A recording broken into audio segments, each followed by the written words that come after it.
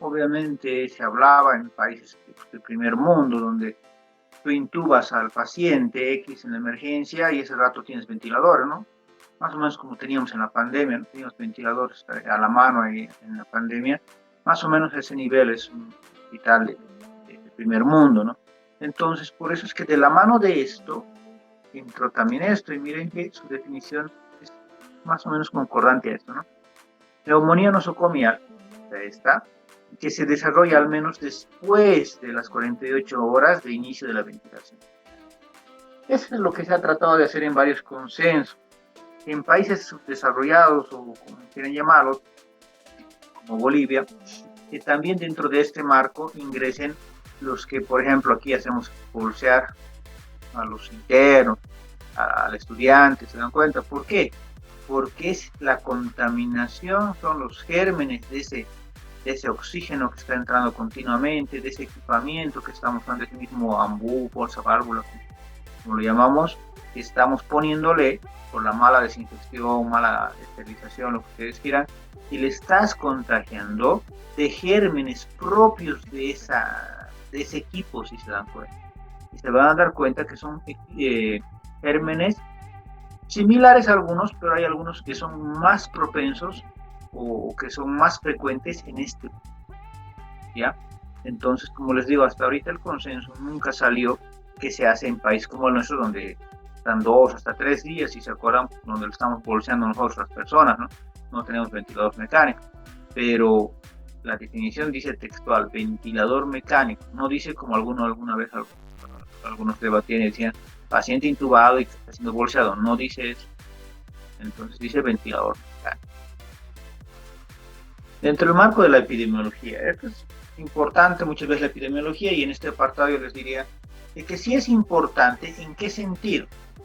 En el sentido de que, como pueden ver, es una gran cantidad de pacientes los que tienen justamente neumonías intrahospitalarias. Y lo peor de todo es de que muchas veces, por ejemplo, los adultos mayores, los ancianos, que son los que más fallecen de esta patología, no es que mueran por la neumonía en sí, ¿ya? Van a morir por las N complicaciones que van a derivar de esa neumonía. Por ejemplo, cuando están intubados y le encuentras, qué sé yo, un MERSA, o le encuentras una Klebsiella multiresistente y demás, y tú lo vas a seguir manteniendo intubado porque está delicado y demás, va a estar casi 3, 4 meses a veces intubado, porque está recibiendo todos los antibióticos, y en eso el paciente que ha tenido, como es viejito, desde ya lo han encharcado, o ha tenido úlceras de decúbito, que también se han infectado. O sea, es una seguidilla de complicaciones, ¿no? A veces eso otros no entienden. Por ejemplo, no es que alguna vez me decían pacientes ancianos que mueran porque le operas de su apéndice o de su vesícula. No muere de eso, muere de las complicaciones que se dan porque él no se mueve, no se moviliza rápido, y llega al punto de va a tener neumonía y todo se le va a sumar, ¿no? Porque acuérdense de que cuando lo operamos al paciente con anestesia general, pues en ancianos yo prefiero siempre que no nos los pongan los anestesiólogos anestesia tibia regional. ¿Por qué? Porque sé dos cosas.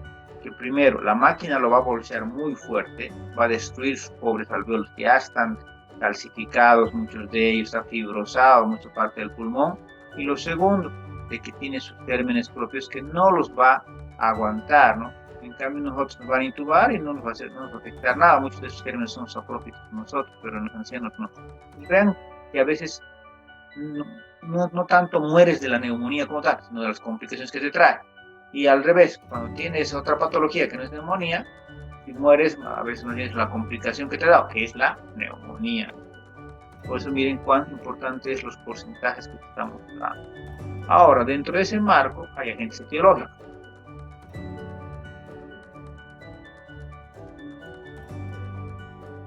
Dentro de los agentes etiológicos que vamos a ver, primeramente hay que dividirlo. Miren, neumonía nosocomial precoz es cuando esto aparece, se suponía desde el 48 horas, hemos dicho, ¿no? Hasta 4 días de internación. Hasta el cuarto día de internación, dentro de las 48 horas pasados, ¿no? Desde el segundo día más o menos cumplido hasta el cuarto día, ahí está, miren, como primer, otra vez, Streptococcus pneumoniae. Después ya un poquito cambia las circunstancias, Staphylococcus aureus oxasensibles, Haemophilus influenzae, gram negativos, entéricos, no multidrogos estéticos. Ya posterior a ese, tenemos uno más. Neumonía nosocomía la tardía. ¿Quién entra en la tardía? A partir del quinto día, o sea, obviamente ya terminando ese periodo que vendría a ser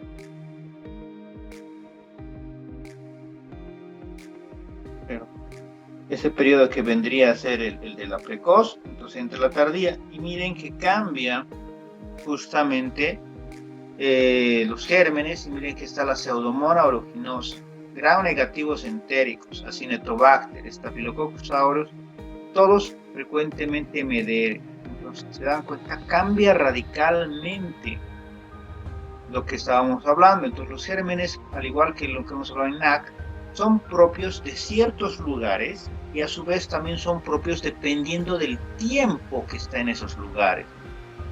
Y miren, después tenemos lo que les decía, la neumonía asociada a ventilador mecánico.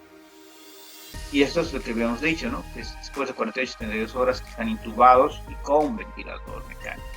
Y miren quién es el primero, igual que acá, que en las tardías, Pseudomonas aeruginosa. Después otros básicamente los mismos de neumonías nosocomiales precoces y tardías, ¿no? Pero el primero siempre va a ser Pseudomonas el que tenemos que pensar. Los agentes varían de hospital a hospital y de sector a sector. Debemos conocer los más prevalentes para dar el tratamiento empírico, ¿no? Porque vamos a Dentro de ese marco, entonces, tenemos factores de riesgo. ¿Qué factores de riesgo tendríamos para una neumonía hospitalaria? Lo que les decía justamente, el ser anciano, ¿no? Edad mayor a 70 años. Cirugía torácica o abdominal. Obviamente, por este hecho de que el paciente va a estar en reposo casi absoluto, peor en la torácica, ¿no? Donde no va a poder ni respirar muy bien. Depresión del nivel de conciencia. Pacientes con ACVs isquémicos, hemorrágicos, cetocidosis diabética que te va a dar justamente ACVs metabólicos, o si quieren encefalopatías metabólicas, macroaspiración, ¿no? Hemos hablado bastante, ¿se acuerdan? La anterior vez del famoso síndrome de Mendelssohn. La desnutrición. En estos pacientes desnutridos, y todos los abuelitos, si se acuerdan, tienen una patología, se llama sarcopenia. ¿Qué es la sarcopenia? Es justamente ese desgaste que tienen. No sé si tienen a algún familiar anciano que ya se ha enfermado de algo, le han tenido que operar de algo. 2 3 días pónganlo en la cama y literalmente te queda, como dicen vulgarmente, piel y hueso. Eso se llama sarcopenia, un desgaste completo. En cambio, ustedes, si les se botan en su cama enfermos 2 3 días, ¿qué les va a pasar? Casi nada, perderán máximo 1 kilo, digamos, pero van a seguir estando normales. Pero el abuelito ya no te va a responder. Y si vas a querer que gane otra vez ese músculo que ha perdido, no lo vas a conseguir en mucho tiempo. Va a tener que hacer bastantes cosas para poder tratar de recuperar. La hipoalbuminemia, y estos dos van de la mano, si se dan cuenta. ¿Por qué? Es obvio que cuando estás desnutrido y con la hipoalbuminemia, una infección más que tengas, obviamente te va a generar en esos pacientes complicaciones. ¿Por qué? Si no tienes una presión coleidosmótica justamente dentro de los vasos, me refiero, entonces va a empezar a escapar, a extravasarse líquido, ¿no? Ese líquido va a ser caldos de cultivo. Imagínense que yo tengo una neumonía, tengo 70 años y va a empezar a fugarme líquido, voy a tener más caldos de cultivo por todo mi pulmón y otras zonas más.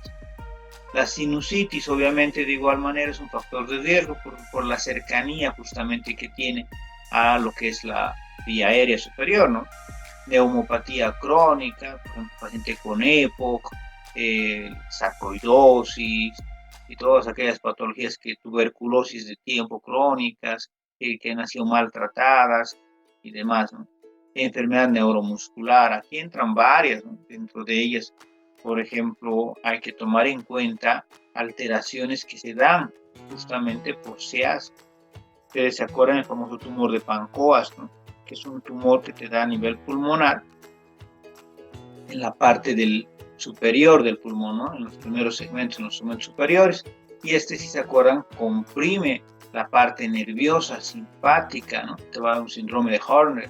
Entonces, todas esas alteraciones, vean que tienen repercusión. ¿Por qué? Porque van a hacer que ya no funcione esa parte, esa zona pulmonar, y se va a volver un caldo de cultivo, porque como ya nadie le va a molestar, entonces las bacterias se van a ir a localizar en ese lugar y es difícil después que podamos sacarlas, porque ya ha generado sus siembras, y vale el término, por todo el pulmón y otros órganos. el síndrome de estrés respiratorio del adulto. Y al otro lado, tenemos los factores de riesgo, pero para la neumonía asociada a ventilador mecánico. Y tenemos hospitalizaciones prolongadas. Ya habíamos hablado del por qué, porque van a estar en riesgo justamente porque un hospital no es para nada estéril, tiene N complicaciones porque todos los pacientes tienen alguna bacteria, más bien estás juntando pacientes enfermos entre sí y se van a contagiar de algo. Posición supina a 0 grados, ¿no?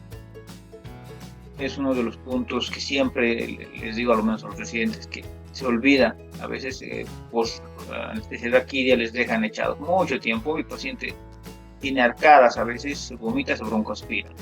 Esa sería la complicación. ¿Y qué pasa con los que están intubados? Lo que siempre les digo, ¿no? Si has intubado, no te contentes solo con intubarlo.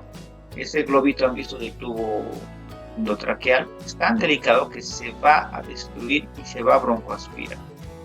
No lavado de las manos entre el examen de los pacientes. Esto siempre hablamos, ¿no? Al final, paciente a paciente hay 1000 gérmenes. Catéter nasogástrico u orogástrico. Hay un artículo hermoso, si alguno quiere buscarlo, que justamente habla al respecto de este punto, ¿no? El hecho de las sondas nasogástricas, orogástricas, y cuánto tiempo deben estar, si se dan cuenta, ¿no? Antes, les comento, digamos, de la época en que yo me formaba como especialista y demás, los antiguos que decían que durante una pancreatitis te hacían poner sonda nasogástrica o nasoginal, pero todavía te hacían ponerle por 2-3 semanas. ¿Y qué genera esto, si te das cuenta? Estás rompiendo las barreras. ¿Por qué? Si ahorita yo estoy sano y no estoy con sonda, ¿qué es lo que va a pasar? Si un germen quiere entrar por mi boca, hacia la parte enteral, ¿no? Hacia la parte gástrica, intestinal, le va a ser bien difícil porque tengo acidez en la boca. Va a seguir su paso, digamos. Imagínense que ese germen ha logrado pasar la acidez de mi boca. Va a llegar al estómago, más acidez todavía. Logra pasar eso, la parte alcalina de lo que es el duodeno. Logra pasar eso hacia el yeyuno y ya me puede ir dando una gastroenteritis. Pues, ¿te acuerdan? Para que te dé una gastroenteritis, una alteración justamente intestinal por un germen en alguna comida y demás, tiene que ser una gran cantidad de bacterias que ha entrado para que te dé la clínica, ¿no? Y es lo que pasa cuando tú le pones una sonda nasogástrica por mucho tiempo y no lo requiere el paciente, entonces le estás generando una complicación, estás eliminando las barreras naturales que tenemos para poder matar esos gérmenes. Entonces un germen X se va a entrar por la sonda, va a pasar directamente hacia abajo y ya estás contagiado. Más fácil que cuando no puedes hacer este tipo de situación. Entonces, uso de antagonistas H2. De la mano de estos catéteres va estos antiácidos. Y peor todavía, tú le has puesto sonda nasogástrica por muchos días y a eso le aumentas este hecho de ponerle ranitidina, metidina, omeprazol, pantoprazol, todos aquellos medicamentos que eliminan la acidez o disminuyen esta, peor va a ser, ¿no? Dieta enteral, el hecho de a veces dejar el NPO mucho tiempo, ¿no? De igual manera, todas aquellas cosas que cambian la fisiología del paciente, que nosotros creemos como médicos que estamos haciendo bien, más bien le pueden estar generando un desgaste y complicaciones a la larga. Uso de antibiótico previo, especialmente los de tercera generación, uso de sedativos en dosis altas, esto también por el hecho de que se va a broncoaspirar, intubación endotraqueal, especialmente en la emergencia, siempre le han echado la culpa a la emergencia por un error clásico, y ustedes han debido ver, cuando fallan y entran al esófago, y como varios de ustedes cuando se han asustado, no han podido intubar a la primera, uno se asusta, pues, y dice, ¿ahora qué hago? Todo el mundo está esperando que intube. El mismo tubo usa. No dice en ninguna parte del mundo, ni en ningún libro, de que uses el mismo tubo. Ese tubo se desecha. ¿Entiendes? La lógica es que te pidas otro tubo. Entonces, eso también tienen ustedes que tomar siempre en cuenta. ¿Por qué? Quieraslo o no, la flora bacteriana del esófago es diferente a la flora bacteriana de la vía aérea. Tú le vas a generar también estas infecciones. Monitor de la presión intracraneana. Estos monitores de la presión intracraneana, si recuerdan, la mayoría de ellos son cruentos, o sea, son invasivos, ¿no? Entonces también genera ya de antemano ingreso directo también de bacterias de afuera hacia adentro. Pues vean la importancia que tiene entender los factores de riesgo. El diagnóstico, clínica más bacteriología. ¿Se acuerdan cómo era la NAC? Era clínica más radiología. Hay scores, sí, van a encontrar bastantes scores también acá, pero la neumonía intrahospitalaria van a ver que este es uno de los scores que más se usa y tal vez casi el único que van a ver que se usa. Este CPIS es el Clinical Pulmonary Infection Score. Miren que toma en cuenta lo siguiente: temperatura, leucos, secreciones, la PAFI, radiografía de tórax, progresión, cultivo de aspirado, todos esos puntos los toma en cuenta y te da puntuaciones, ¿no? Y de acuerdo a 0, 1, 2 puntos, tú vas a examinar. Si este paciente tuviese de 2 a más puntos desde el inicio de ser ya neumonía hospitalaria, su pronos va empeorando, ¿ya? Lo peor que puedes tener es 10 puntos o más. De 10 puntos a más, su pronos es el peor. Y recuerden que la neumonía hospitalaria tiene más complicaciones que la NAC. La NAC, o inclusive en una NAC grave que está intubada y todo aquello, tiene más factores, criterios para que va a poder salir, ¿sí?, de la terapia intensiva que la neumonía hospitalaria. Por este hecho que son multidrogoresistentes los gérmenes de una neumonía hospitalaria. Hay otros criterios, como es el clínico microbiológico, que se puso en boga, se empezó a enseñar en todo el mundo, más o menos, se habla esto del antiguo, del 2015-16, ya, y también tomaba factores clínicos microbiológicos, como pueden ver, fiebres, infecciones purullentas, leucocitosis, que haya cavitaciones en la placa, infiltrados pulmonares persistentes. A este otro lado hablamos del recuento de leucos, hemocultivos y todo aquello. Entonces se ponía un punto por cada alteración que presenta, y en este de igual manera entonces se veía, tenía 2 o más criterios y su pronos iba disminuyendo, su evolución era ya del E. El manejo, ¿qué haríamos con estos pacientes? Hay un tratamiento empírico, ¿no? Y este es el que tenemos que aprender, porque una emergencia, y eso quiero que les quede claro, no solo es aquella que se da en el servicio de emergencias, ¿no? También va a haber emergencias en las salas de internaciones, porque se te va a descompensar un paciente y termina siendo una emergencia. ¿Cuántas veces nos ha debido pasar igual que a mí, que un paciente que no te han dejado de cuidado y se pone mal y lo vas a tener que bajar a la emergencia porque es lo más cercano que vas a tener a una terapia, ¿no? Porque tienes todo casi en la emergencia, entonces puedes monitorizarlo, ¿no?, versus dejarlo en la sala donde puede pasar. Entonces, bajo riesgo de muerte y sin factores de riesgo para que sea un MERSA o un multidrogo resistente, acá, si me preguntan, yo lo que uso en la parte privada, uso piperatazo. Para jóvenes y adultos mayores, uso piperatazo como primera línea, ¿ya? Pero, como dice aquí, uno de los siguientes se debe dar, solo uno. Cefepime, ceftazidima. No usamos nosotros mucho de este tipo de cefalosporinas, si se acuerdan. Más usamos, si te hablan de cefalosporinas, usamos ceftriaxona, ¿no? Pero no viene acá. No estamos pidiéndolos ninguno de ellos. Ahora, imipenem o meropenem. El imipenem versus meropenem, ¿cuál es la diferencia? Primera generación de carbapenémicos, el imipenem. Más fácil de conseguir y la primera línea. Meropenem sería como su segunda línea.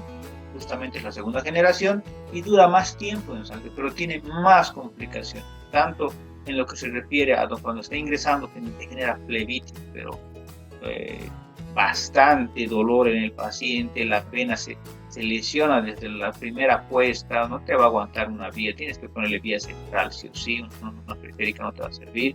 Y lo otro que es caro, entonces tenlo como segunda línea.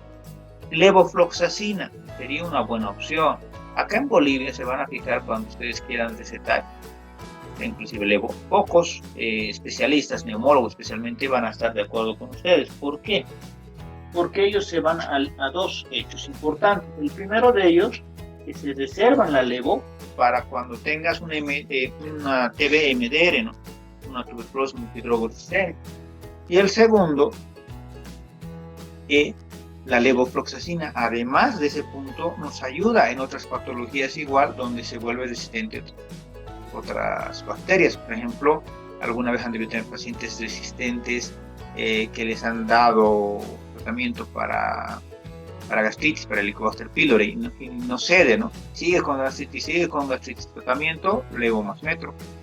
Entonces, por eso es que todos tratamos de reservar la levofloxacina, pero cuando yo veo que el paciente ya broncoaspirado, y además de eso, de que no va a tener recursos ni siquiera para comprar piperatazo, yo lo que hago, pacientes broncoaspirados, pero poca cantidad, digamos, entonces que están en salas generales, les doy levofloxacina, si recuerdan, vienen sachets de 750, yo les doy 750, 1 en 24, o de 500 también vienen los sachets endovenosos, uno cada 12 horas, por 2 a 3 días, y desde el cuarto día ya les roto a lo que es levo, pero por vía oral, 500 cada 2, y van muy bien todos aquellos pacientes que tienen justamente broncoaspiración.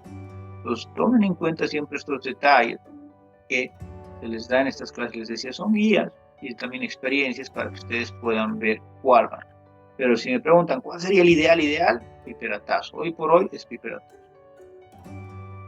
Pueden también intentar con imipenem. Lo bueno del imipenem es que el SUS, por ejemplo, lo cubre, ¿no? Entonces hay imipenem casi en todo lado. También podría ser una opción. Pero, ¿qué es lo malo del imipenem? Que muchos lo usamos. Todo el mundo usa imipenem. Apenas el paciente te dicen que es crítico, imipenem le están entrando. Cuando se suponía que el otro día, por ejemplo, nos hablaba pacientes que van a entrar a la terapia en NAC, ya deberían estar entrando con 2 o 3 drogas, pero no, el terapista mismo prefiere imipenem de entrada. Entonces, como que ya te quita el hecho y lo vuelve resistente a los gérmenes al imipenem. Bajo riesgo de muerte y factores de riesgo para MERS. Ahora, si los factores de riesgo son bajos y tienes MERSA, ¿qué vas a hacer? Uno de los siguientes asociado a esto, por obviedad. Va a ser lo mismo, piperatazo, imipenem, meropenem, levo, cipro, astrionam, y asociado a, obviamente tienes que darle banco. Linezolid, les dije el otro día, es una droga muy buena, pero guárdensela porque después no van a tener nada más que poder darle a ese paciente. Ahora, esto es lo que me interesaría que también debatamos. Levo versus cipro. Yo doy cipro a todos los pacientes que opero de vesícula, de apéndice, se los mando a la casa, piel, justamente. La ciprofloxacina versus levo, va mejor la cipro en piel. ¿Se acuerdan lo que les hablé en el anterior vez? Les hablé de antibióticos, la famosa penetrancia. Aparte de la farmacocinética, farmacodinamia, está la penetrancia de una droga.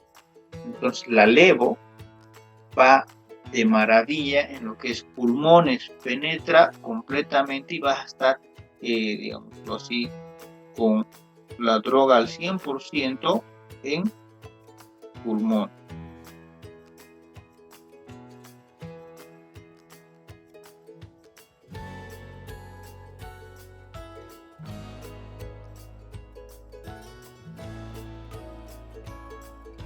Entonces, eso es lo importante de tomar en cuenta la mejor droga de acuerdo al paciente.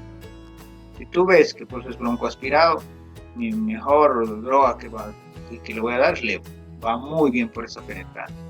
Ahora, si no tienen, pues, están en el campo y demás, yo lo que les inicio es 2 gramos de ceftriaxat y con eso ya está impregnado el pulmón con antibióticos. No es el ideal, pero ya está bien impregnado y con eso lo mando para que ya lo vean justamente en la parte público-privada, en donde hay levo, hay imipenem, todos esos que tienen que ir viendo, especialmente que generalmente las neumonías interhospitalarias son por mal manejo a veces en la emergencia, porque se han descuidado y se ha broncoaspirado. Alto riesgo de muerte o uso de antibióticos en los últimos 90 días. Entonces aquí estaríamos hablando más que nada por pseudomonas y además que se nemedere. Entonces, miren de aquí, una droga, mientras más se va complicando, aquí son 2 drogas, y ahora aquí van a ser 2 drogas de acá, y en caso de factores de riesgo para MERSA, hay que darle además vancólicos. Entonces acá, ¿qué podrían dar? Piperatazos, pepime, ceftazidime, imipenem, meropenem, levo, cipro, amica, genta, autobramicina, astrionam. Miren que yo no soy muy adepto a dar justamente gentamicina, por este hecho de que siempre les digo, el paciente está obviamente con una lesión renal. ¿Por qué? Porque ya está choqueado, ¿no? Muchos de ellos, mucho séptico y demás, pues ya está choqueado, tiene poco volumen, ese riñón ya está sufriendo por una injuria de tipo prerrenal y ahora tú le vas a dar gentamicina a lo poco líquido que le está llegando al pobre riñón, le vas a generar una injuria renal más. No es el ideal, pero aunque no crean, es bacteriostático, no es bactericida, ¿no? Realmente la gentamicina. Pero en pacientes que no estaban saliendo, estoy hablando de todos estos últimos meses, por distintas infecciones, colecistitis agudas, apendicitis, en patologías de colon y demás, y también respiratorias. Yo de manera empírica les añado gentamicina al segundo día, cuando veo que sigue con fiebre, pero no mejora, los labos siguen con eocos altos y demás, de maravilla van a ver que va a mejorar desde el cuarto día con la gentamicina. No olviden que es un bacteriostático, pero eso es lo bueno, es como que te retiene la infección y recién empieza a hacer efecto el antibiótico bactericida que le has dado a la par de esto, porque la genta sola no serviría de nada. Si se acuerdan, es por eso de que antes te daba ampigenta, siempre eran los dos que te daban la inyección. Entonces hoy en día va muy bien la genta, pero como digo, no sola. Y muchas veces lo uno a un betalactámico o a un carbapenémico, a veces doy imipenem más genta y va muy bien. Ahora, ¿qué hacemos en los asociados a ventilador mecánico? Obviamente en los que no tienen necesidad de que cubras MDRs ni MERSA, uno de los siguientes: piperatazos, pipimes, ceftazidime, imipenem, meropenem, levo. A este otro lado, si sí quieres cubrir pseudomonas, quieres cubrir mersas y demás, entonces tienes que hacer un triple esquema, una droga de cada barrita. Pues obviamente entre banco y linezolid siempre será banco nuestra primera elección.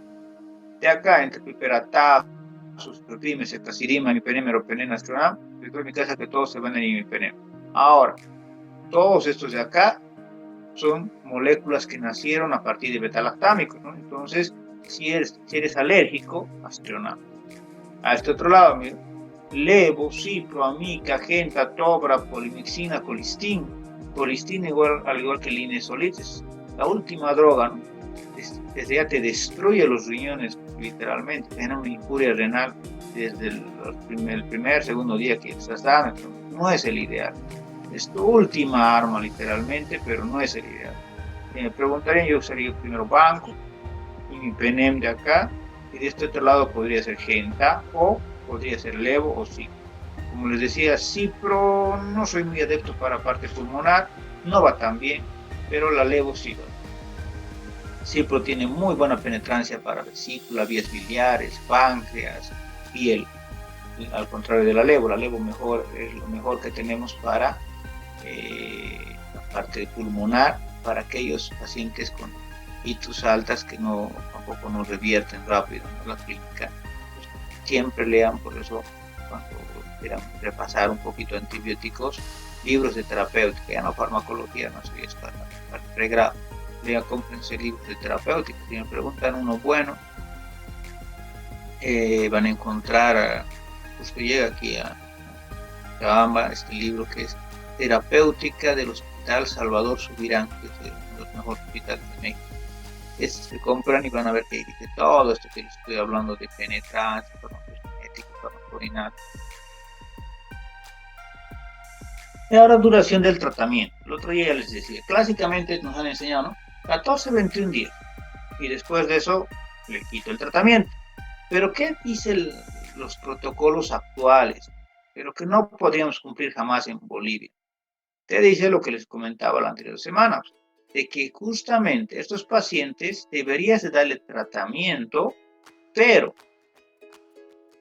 cumple la clínica, o sea, ya no tendrá clínica, ya no hace fiebre, ninguna molestia, perfecto, ahí se suspende el antibiótico, lo dejas 3 días sin nada de antibióticos para que se limpie literalmente, y después de eso, otro cultivo de antibiograma y tenías que esperar 3-4 días que te lance el cultivo, no hay nada, perfecto, alto.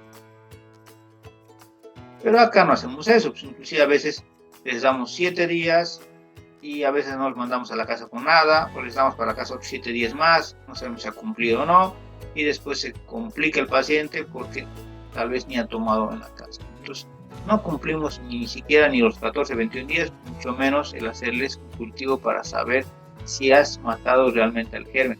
Y es por eso que a veces mandas inclusive gérmenes multidrogoresistentes que contagian a todo el mundo y después ya no sabes cómo tratar a tantos pacientes de bienestar. Entonces les decía, cuando mejora la clínica de manera considerable, ahí se suspende el antibiótico, 3 días de que no darle y después cultivo antibiograma, ha cedido, perfecto. No ha cedido, entonces rotas de antibiótico. Y así de cortito es este tema. Vamos a irnos al segundo tema que tenemos programado por hoy día, que es insuficiencia respiratoria, y después doy chance de preguntar. Insuficiencia respiratoria, genéricamente hablando, es, por decirlo así, un diagnóstico que quiero que siempre esté en pensamiento cuando tiene un paciente crítico. Ya todo paciente crítico va a tener insuficiencia respiratoria, es obvio que la va a tener, ya no hay forma de que no la tenga. Entonces, de ahora en adelante, en los casos mismos, cuando yo mismo les pregunte y les diga, póngame qué están pensando, qué diagnósticos, insuficiencia respiratoria tiene que ser uno de los diagnósticos. Entonces, dentro del marco de la introducción, una definición es qué es suficiencia y qué es insuficiencia. La suficiencia será la capacidad de realizar adecuadamente la función, y la insuficiencia es la incapacidad parcial o total de realizar esa función. Entonces, ¿cuándo se va a presentar? Cuando el sistema pulmonar no es capaz de realizar ese intercambio gaseoso. Y aquí está el punto. Muchos creen a veces de que este intercambio gaseoso solo tiene que ver con el pulmón, pero tendrá que ver también con el resto del organismo. Porque si no estoy bombeando bien, no va a haber recambio. Si no estoy generando glóbulos rojos como debería, tampoco va a haber ese intercambio. Si no va a haber ciclo de Krebs, no va a haber el intercambio. Varias cosas y efectos va a tener. Es por eso que les decía que un paciente crítico siempre va a tener insuficiencia respiratoria en alguno de sus 3 grados. Ahora, la hipoxemia con o sin hipercapnia en ausencia de cortocircuitos intracardíacos. Entonces acá, ¿cuándo podríamos hablar de una insuficiencia respiratoria? Cuando tenemos una presión parcial de oxígeno, por ejemplo, de menor a 50 o una presión parcial de CO2 mayor a 40. Entonces, dentro de los criterios que van a encontrar ustedes mismos si revisan este tema más adelante. Entonces, esto quiero que les quede bien claro. La definición es arbitraria en sus valores, pero es gasométrica. Entonces, ¿el paciente crítico tendrá insuficiencia respiratoria? Sí, porque miren que se da justamente en pacientes que tienen algún grado de apnea. Cuando tienes respiración de Biot, Kussmaul, ¿no? Respiraciones justamente que ya están alteradas por tu grado de conciencia en el que estás, entonces obvio que estás cursando con insuficiencia respiratoria. Por todos los críticos van a tener insuficiencia respiratoria como diagnóstico, pero no se olviden de que también es gasométrico, y para eso miren siempre, dependiendo del autor que lean, les va a hablar siempre de una presión parcial de oxígeno baja, una presión parcial de CO2 alta. Obviamente aire ambiente, ¿no? VO2 al 21%.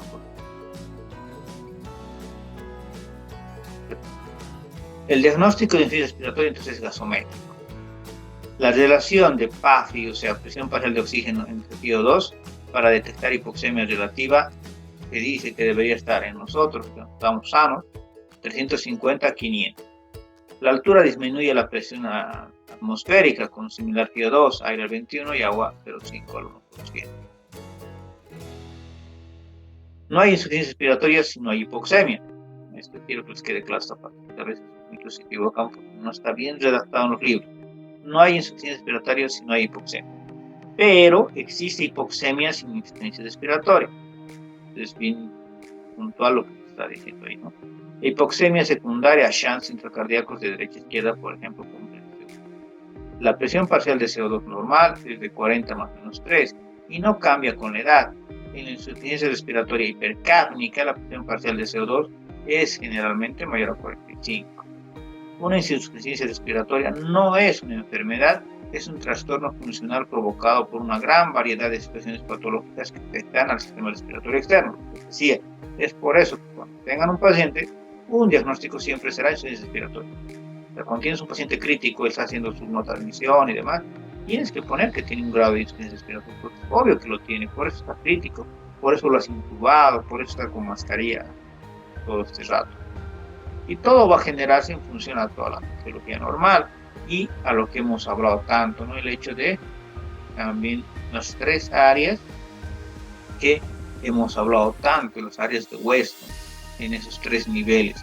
Pero acuérdense lo que también les he enseñado, que también no está tan bien hablar y acordarse solo de esta manera cuando el paciente está de pie.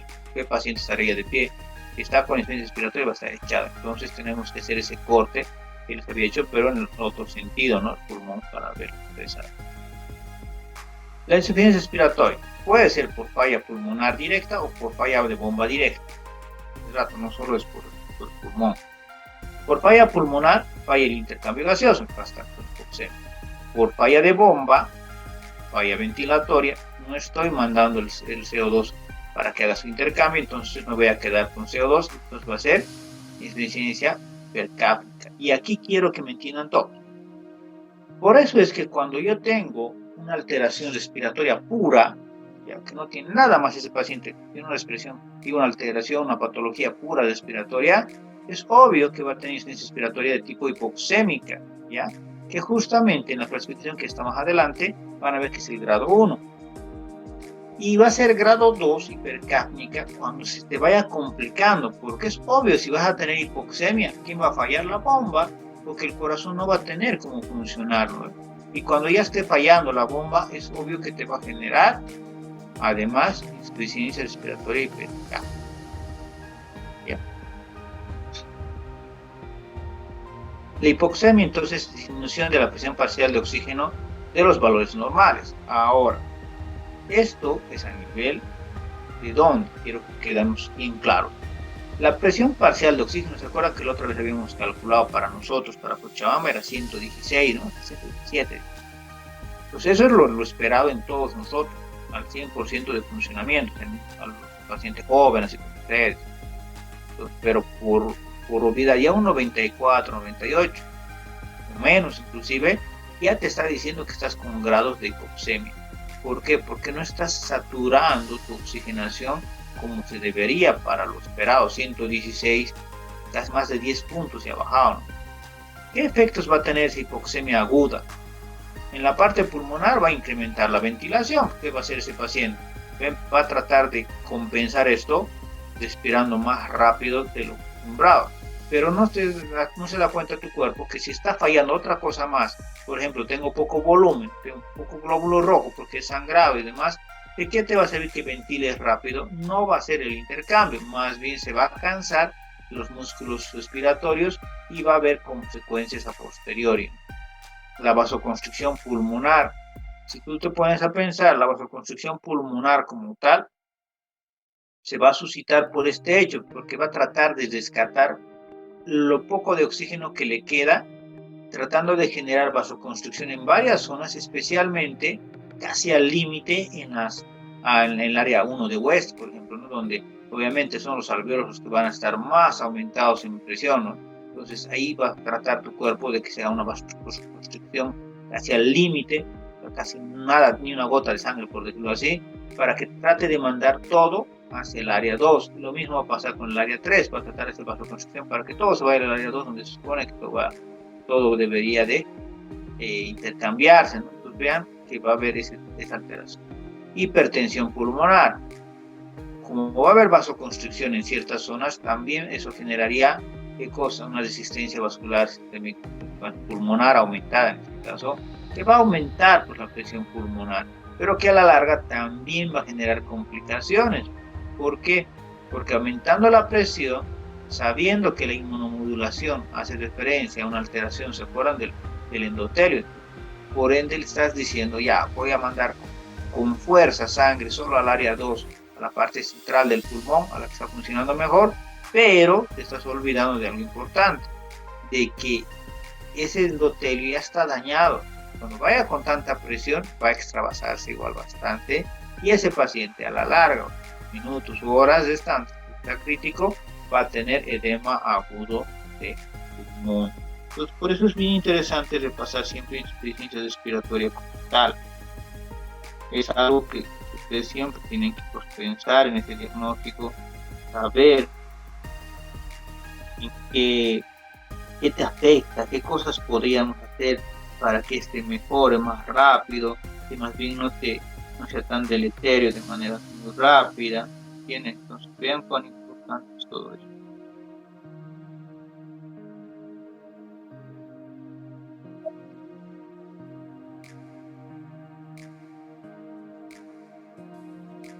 Ahora, los efectos de la hipoxemia aguda en la parte cardiovascular, taquicardia, es lo obvio, ¿no? La bomba va a tratar, o sea, el corazón va a tratar de mejorar esa oxigenación.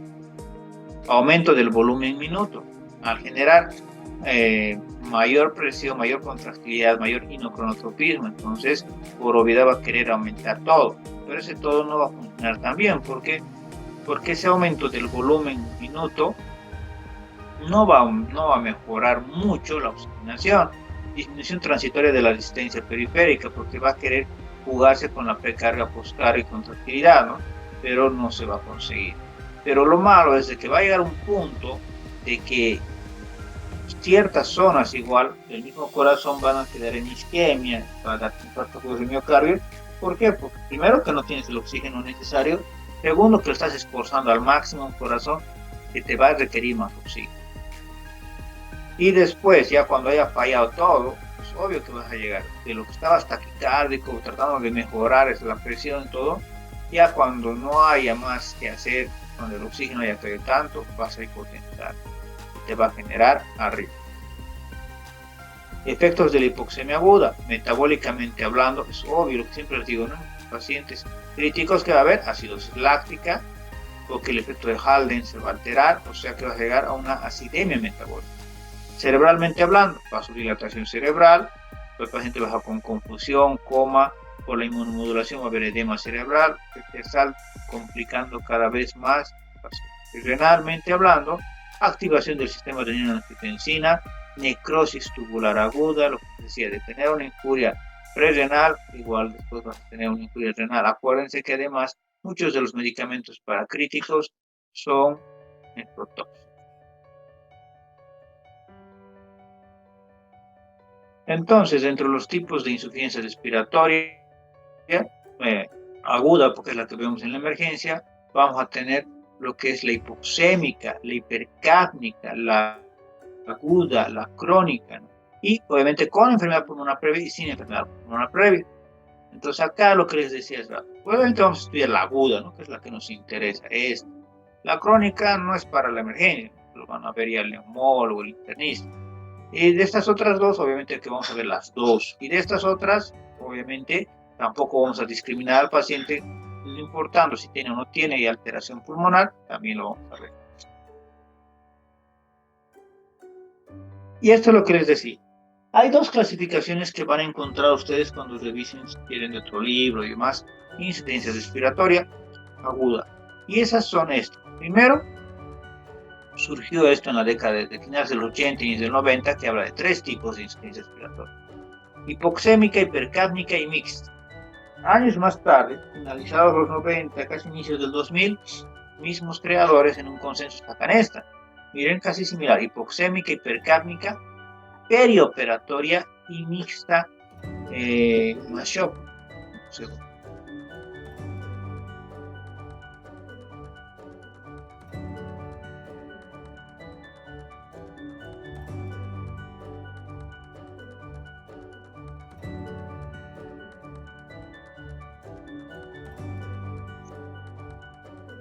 Los tipo 1 hipoxémica, tipo 2 hipercápnica, tipo 3 mixta. Ahora aquí llegamos a lo que les decía. Lo primero que va a pasar siempre es obviamente disminución de oxígeno, hipoxemia.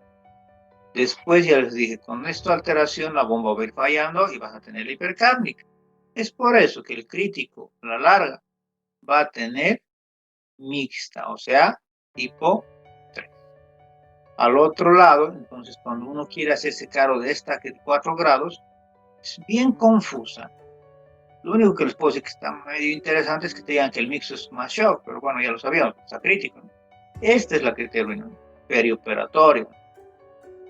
¿Por qué? Porque creeríamos en algún momento que nos está ayudando. ¿Pero en qué te va a ayudar perioperatoria? ¿Qué entienden ustedes por perioperatoria? Entendemos perioperatoria antes de la cirugía, durante la cirugía y después de la cirugía, ¿no? ¿Y qué tendría que ver el quirúrgico aquí? No hay una forma, ni siquiera yo como cirujano lo usaría, porque más confunde que otra cosa. Es por eso que no se usa y se van a ir dando cuenta que en casos clínicos, en todo, cuando vayan viendo igual en el internet, van a fijar que esta casi nadie la usa. Esta es la que se sigue usando, por más que es la antigua. No se usa esta otra de 4 grados. Ahora, ¿cuáles serán las causas? Lo que se supone que tenemos la tipo 1, la hipoxémica. Causas para que no tengas oxígeno el requerido. Neumonías, asma, hipoxia cardíaca, tromboembolismo de pulmón, síndrome de distrés respiratorio agudo, atelectasias, fibrosis pulmonar, alveolitis aguda. ¿Qué tienen en particular todas? Lo que tienen en particular justamente hace referencia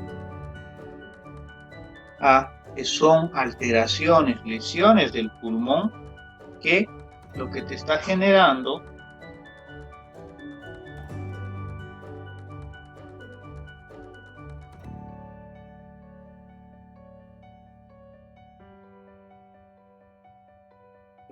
lo que está generando es una lesión directa del pulmón, que este no va a ser intercambio, entonces no va a haber oxígeno que estoy rescatando.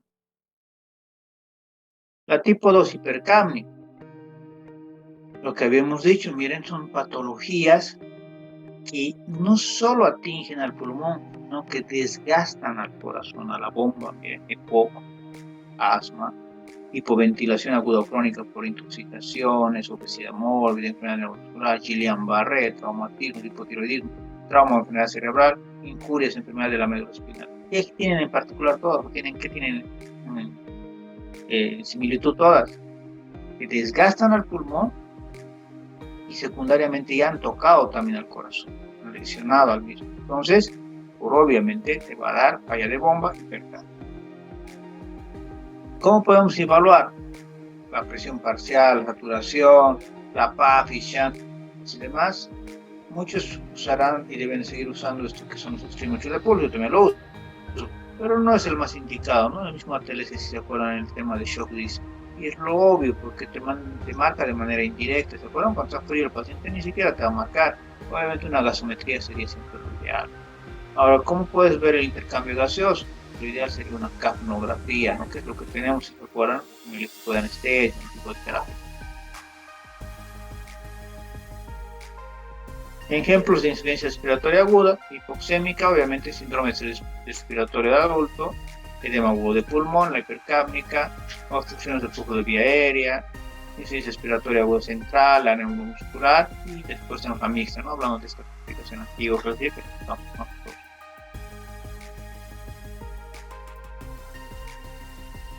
Entonces, para concluir, ¿cuáles son las causas de hipoxemia? Que disminuye FiO2, que disminuye la presión parcial de oxígeno, alteraciones de la difusión, alteraciones de la relación ventilación-perfusión y los shunts de derecha a izquierda, ¿no?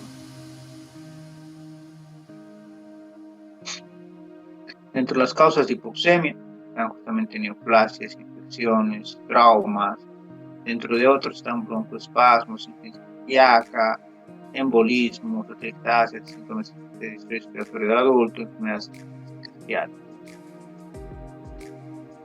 Ahora, viendo justamente a este punto, quiero que se fijen en esta imagen y la comparan con una que les mostré cuando llevamos traumas, ¿se acuerdan? Les dije patología donde se ve esta imagen que es una copa de champán invertida, es esta. Pero en esa se acuerdan que les dije que era un taponamiento cardíaco. Y hacen memoria, taponamiento cardíaco en una enfermedad de Chagas, ¿podría simularte? Sí, ¿por qué? Y aquí estás viendo una gran cardiomegalia. Quiero que se den cuenta de algo. Tanto el taponamiento cardíaco como justamente la miocardiopatía dilatada, vean cómo se ve totalmente blanco, que sangre, totalmente blanco el corazón. Digan, a ver, cuando comparemos con este, por ejemplo, que es un derrame pericárdico, notan, sí está crecido la silueta cardíaca, pero notan que la parte central está blanca, pero la parte extremas, laterales, si quieren, notan, es más plomizo o menos blanco, si quieren. ¿Por qué? Porque es derrame. Es igual con la curvatura de Maxwell, pero no es tan denso, no es sangre. Al no ser sangre, por obviamente no, también es más translúcido, si quieren. Pues siempre tienen que tomar esos detallitos en cuenta para dar diagnósticos con una radiografía. Neumonía, como pueden ver, con derrame pleural.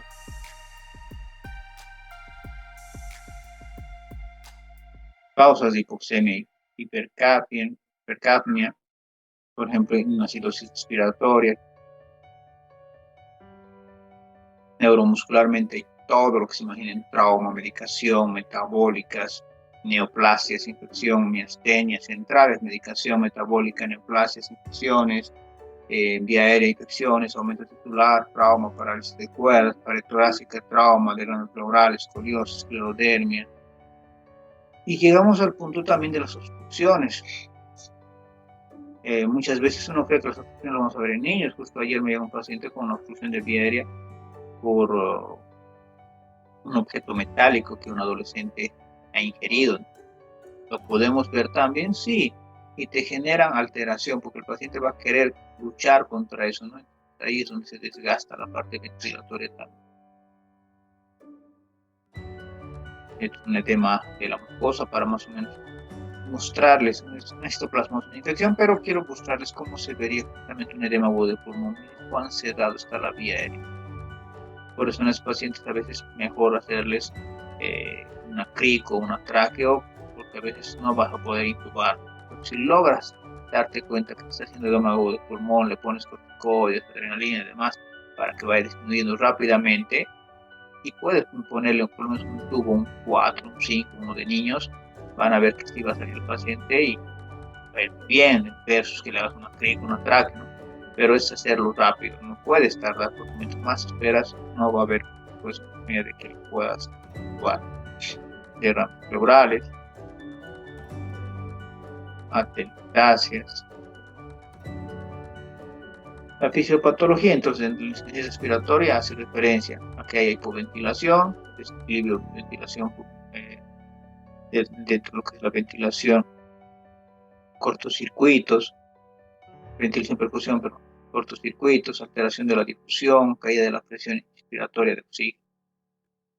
Entonces, ¿qué es lo que va a pasar fisiopatológicamente hablando? Es un daño estructural en el pulmón que con el pasar del tiempo, como pueden ver, va a ir alterando alveolos, los neumocitos tipo 1, tipo 2, se va a sobrehidratar, se va a edematizar, va a haber disminución del surfactante, PO2 va a estar elevada, edema intersticial alveolar, sobredistensión de alveolos, llenado de cielo de alveolos, aumento de los cortocircuitos, disminución de la distensibilidad, destrucción de los mismos y ya no va a haber intercambio. Va a afectar a la bomba y la bomba, como respuesta que va a generar, falla también, te va a darte más líquido, más volumen y al final tienes una insuficiencia mixta. Manifestaciones clínicas no específicas: disnea, taquipnea, taquicardia, uso de músculos accesorios, aleteonas. Tiraje intercostal, respiración paradojal, pues no específica literalmente. Manifestaciones clínicas de la hipercapnia. Obviamente, si va a haber aumento de CO2, va a haber confusión, tensión, alteraciones neurológicas, dolencia, complicación, coma. pH arterial. En un EPOC descompensado, un pH menor a 7.2. Implica la indicación de que tienes que intubarlo para una ventilación mecánica. Miren, menor a 7.2. En una insuficiencia respiratoria, un pH menor a 7.2 precede a la parada cardíaca. Bien, importante. ¿Por qué en este no te pasa tanto la alteración? Porque recuerden que el EPOC te aguanta más tiempo por este hecho que el EPOC ya está acostumbrado a poco oxígeno y a vivir con grados de acidosis y acidemia. ¿Qué le vamos a hacer al paciente? Lo obvio que ya hemos aprendido: hidratarlo, control de la hipertermia, depresores del sistema linfático un poco sedado, si es que lo vamos a intubar y todo aquello. Oxigenoterapia, como les he enseñado, eso no cambia literalmente. Podríamos jugarnos un poquito con el sistema de Venturi, lo he hecho alguna vez, pero esto siempre hay que tomar en cuenta en pacientes que estén algo conscientes, etiológicos de drenaje pleural, broncodilatadores, antibióticos, diuréticos, inotrópicos, anticoagulantes. Y esto es a lo que quería llegar. Se los he hecho igual de la misma manera que el otro día. Pasos.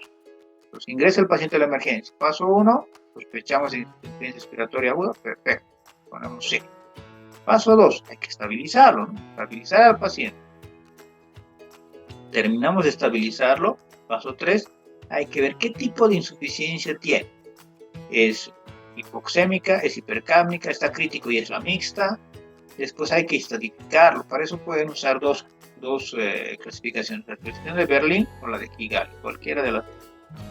Paso 4, mecanismo fisiopatológico. Hay que ir pensando por qué he llegado a este punto, qué tenía, qué se ha alterado y qué puedo darle para que esa alteración sea. Paso 6, agudo versus crónico versus regularidad. Será una alteración en base al mecanismo fisiopatológico aguda, tengo que actuar ya nomás para acelerarlo. Crónica, no tendría que actuar tan rápido. Les he dicho el otro día, una forma que he aprendido, que si se ha tardado varios días, semanas en alterarse, no te voy a decir que tal es lo mismo, pero no seas tan brusco en corregir algo que el cuerpo mismo estaba respondiendo, ¿bien? De agudizado, ver la etiología y su tratamiento. Hay que luchar contra la causa, como siempre les digo, y después evaluar cuánto de daño ha habido. Hacia esta clasificación que se llama de Murray. Entonces, miren, aquí vamos a usar 3 clasificaciones: Berlín o Kigali o la de Murray. Ahora iremos a ver un poco, ¿ok? Las de Berlín y de Kigali, miren cómo clasifican. La SAFI, ¿ya? Que usa la de Berlín, menor a 100, de 100 a 200 y 200 a 300. La de Kigali, en cambio, usa una saturación, pero no usa la arterial, usa la pulmonar.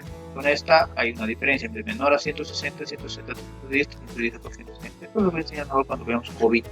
Ahí se los he hecho bastantes cuadros para que se entienda mejor lo que es la SAF y la PAF. ¿Ya? Pero con que ya estén entendiendo más o menos eso. Lo obvio, ¿no? Esta relación saturación versus FiO2, fue dividido entre el FiO2, está bajo en la Berlín, es menor a 100, severo. Moderado es 100 a 200, leve 360. Kigali, menor a 160, severo. 60 a 310 moderado, leve 310 a 400. Y esta es la de Murray que les decía, ¿no? Para saber cuán alterado, cuánta injuria nos ha dejado esta lesión. Y ahí tienen justamente en base al PAP, el compliance, el PIB, puntuación, y te va a salir justamente: ha habido lesión, hay una lesión ligera, moderada, hay una lesión grave, ¿no? Que se va a mantener en este cuadro. La verdad es que es bien interesante, que te habla de insuficiencia respiratoria aguda, que miren, lo mismo que siempre les digo, hay un punto en el cual tenemos que actuar, porque mientras más se te vaya complicando, va a llegar a ser fibrótico y ya no lo vas a sacar. Pero cuando está en la fase exudativa proliferativa, puedes sacarlo, porque el paciente está con edema, está con alteraciones, con una injuria aguda del pulmón por la ventilación, pero si lo sacas hasta acá, perfecto.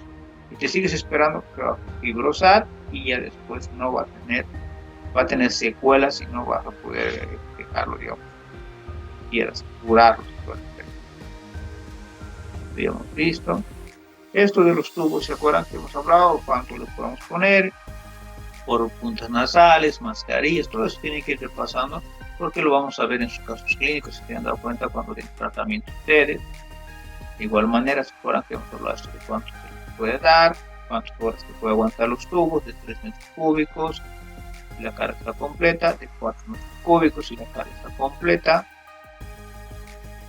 de 6 metros cúbicos y la carga está completa, y por último de 8 metros cúbicos y la carga está completa. Tienen que volver a repasar, les había dicho justamente varias cosas que hemos visto, porque vamos a seguir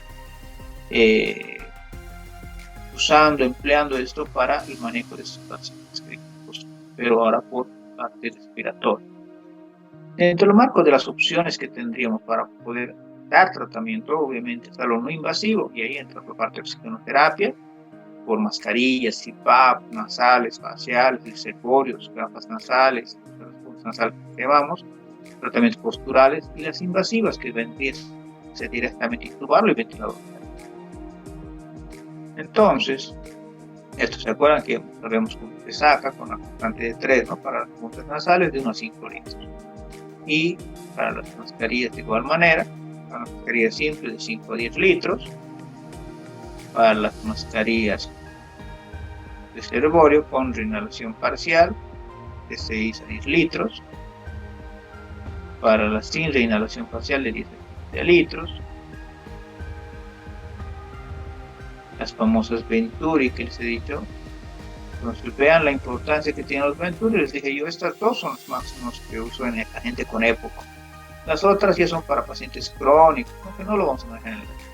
Pero estas dos van a poder usarlo en algún momento si es una época exacerbada. El CPAP, todos han debido escuchar hablar del famoso CPAP en lo que se refiere ya a la parte del COVID, ¿se acuerdan? El CPAP, como que todos, que pocos conocían, pero todo el mundo conoce que es un CPAP, presión positiva continua. Pero esto no funciona en todos. Vamos a ver por qué. Porque justamente son mascarillas que van boca, van nariz, boca, o van toda la parte de la boca.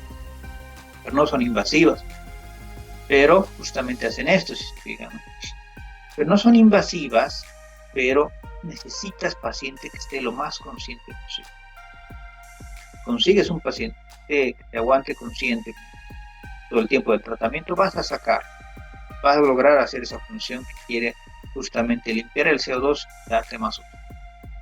Pero no siempre lo vas a conseguir, por eso es que no es lo recomendable. Indicaciones para intubarlo, ustedes mismos saben, apneas, hipercapnia, fatiga muscular, cuando está boqueando el paciente en un deterioro de conciencia. Entonces, ¿cuándo intubar? Cuando la permeabilidad de la vía aérea está alterada, la protección de la vía aérea está alterada, la ventilación sea inefectiva, la oxigenación sea insuficiente y hay un potencial deterioro clínico.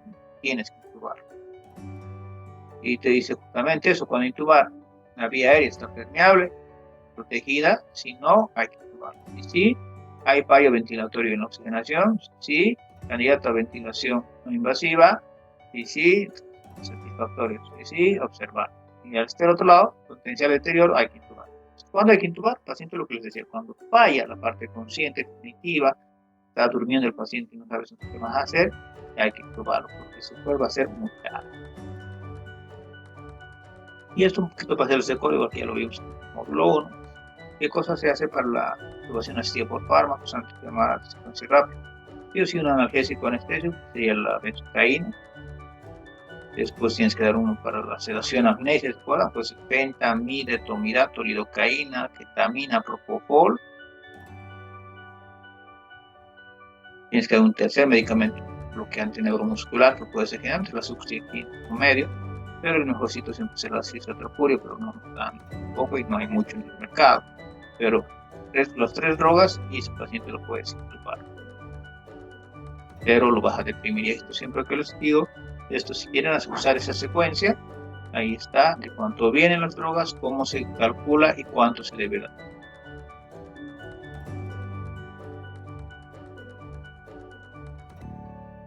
Y aquí también está cuánto se debe dar, fluxinicolina, rocuronio, becuronio, pero hay que tomar en cuenta justamente todas estas drogas en formato que llega a Bolivia. Y en esta de acá, la intubación asistida por fármacos, siempre les digo, no es el ideal, a lo menos si es que ustedes no van a tener ese hecho de poder tener a la mano, para el término, todas las drogas, como dos, y no van a poder intubar a la primera, en el segundo intento, están muy nerviosos, no es lo ideal. Ellos saben que uso solo diazepam y midazolam, lo intubo y después recién los duermo.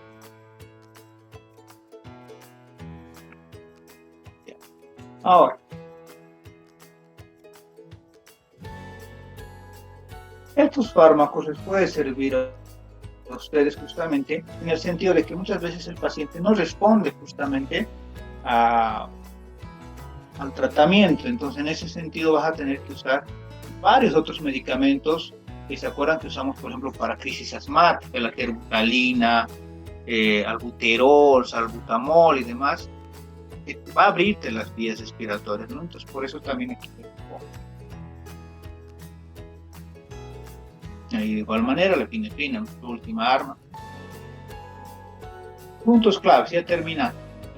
La insuficiencia respiratoria aguda puede ser secundaria a problemas pulmonares primarios o alteraciones no pulmonares. Se describe como hipoxia o hipercapnia. La gasometría arterial es la principal herramienta diagnóstica. La causa más común por hipoxia es la inadecuada ventilación perfusiva. La etiología de la hipercapnia se relaciona con los tres determinantes de la ventilación alveolar. Y por último, los signos clínicos reflejan el efecto multiorgánico de acidosis, hiposemias, hipercapnias, así como las manifestaciones de los procesos primarios y secundarios que la llevaron a tener insuficiencia respiratoria aguda. La oxigenoterapia es el tratamiento más común. Se recomienda la ventilación no invasiva, siempre para no estar intubando a todo el paciente, y también la parte farmacológica hay que también usarlo de manera adecuada. Bueno.